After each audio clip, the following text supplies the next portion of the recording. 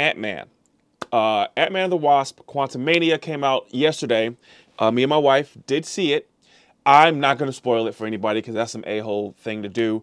But I will say that it was, the response that it's been getting is not warranted. It's been getting negative reviews. And as far as an Ant-Man movie, this is the best Ant-Man movie. And it kept it self-contained like all Ant-Man movies are. Ant-Man movies aren't big crossover movies. Like, they're not going to have Doctor Strange and such and Spider-Man and Captain America. They reference them, and the plots from those movies directly affect what's happening in this movie, but they're not going to be in it. And I think people are upset that it's not as big and connected, but it really is. I think people just need to allow them to tell the story and not try to expect everything to be in-game Infinity War levels. It's not going to be that. And we got spoiled because at the end of Phase 4, you had No Way Home, which was low-key a crossover movie, and then you had Doctor Strange's Multitude of Madness earlier last year. And that was a kind of big crossover movie, even though it really wasn't as big as they wanted it to be. People wanted it to be. I also feel like critics on their websites, they will say certain things to get traffic and get attention. And like, if they say, "Oh, this movie is fire," I mean, they've been doing that for Marvel movies for like 15 years. So there's not, them saying it's fire is not going to get them any extra views. Now, them saying like nitpicking and saying like, "Oh, it's kind of garbage," that's going to be like, "Oh my God, a Marvel movie's garbage. Why?" Now, Eternals, yes, I can understand people not liking Eternals. I liked it. I liked Eternals. But if people don't like it, I understand. I saw the movie. I get it. I can get how people may not like the movie. But knowing what they were saying about Quantumania and then knowing my personal excitement for Jonathan Majors, I had a good time watching it. I don't nitpick. My friend, he likes to clearly define acts in movies and rate the pacing and the swing of it. I just want to see the art that you make.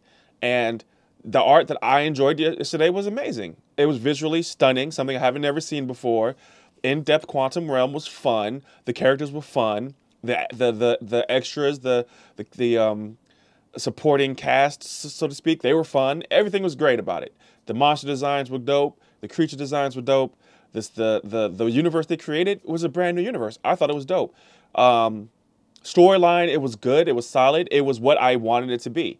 Now, when I left the movie theater, I saw some people I know, and they wanted my opinion, and I told them I don't have an opinion. Now, I do have an opinion, but I like to reserve my opinion for the second viewing. If you know me, you know that I'm a big movie guy. I go to the movies all the time, so I already bought my tickets for next week's.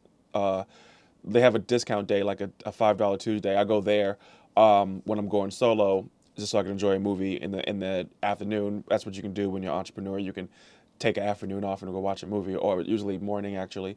And that's when the second time I view a movie is really when I get my opinion going on it. So I have an opinion. It's a solid opinion. I'm going to flush it out the next viewing. So I'll probably have, I'll probably come back to it and have like a bigger conversation about it. I know me and Caleb are going to do an MC Dudes episode on it, and I hope to get that back in full swing, just like Rent Free and all the other things I'm doing. I want to make sure that I'm attacking everything. But with Marvel stuff, I'm a fanatic, flat out. I think I'm going to get a Marvel Comics tattoo because I think that's just dope. I mean, I've been reading Marvel Comics my entire life, since I could read. It feels like since I could read. And I still have those comics. Thankfully, my father kept them. And when I visited him a few years ago, I was able to grab them. But yeah, so I liked Ant-Man. I thought it was fire. I can't wait to see it again. I feel like Jonathan Majors is that guy right now. I hope he continues to see as much success as possible. Paul Rudd is kind of timeless, and he's just such a fun character to the point where like he does everything well. Like, he does his comedic timing well, his seriousness well, and he does action well.